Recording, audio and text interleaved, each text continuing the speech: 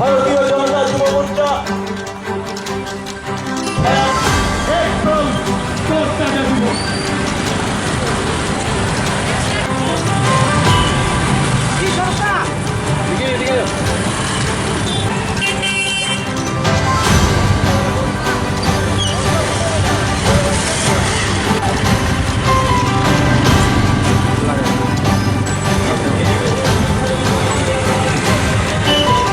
চব্বিশের নির্বাচনের একদম দোরগোড়ায় দাঁড়িয়ে রয়েছি।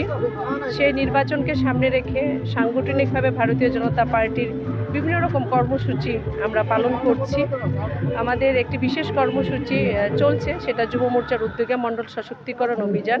সেই মণ্ডল সশক্তিকরণ অভিযানকে সামনে রেখে রাজ্যের প্রায় 60টি বিধানসভাতেই বাইক র্যালি যুব মোর্চার মাধ্যমে আয়োজন করা হচ্ছে।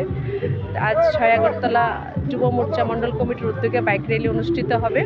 এখানে আমাদের জেলা সভাপতি যুব মোর্চার উনি আছেন প্রসেনজিৎ দা, আমাদের মণ্ডল সভাপতি সঞ্জয় দাসও আছেন যুব মোর্চার, এবং প্রত্যেক যারা নেতৃত্ব মণ্ডল কমিটির প্রত্যেকে এখানে অংশগ্রহণ করবেন।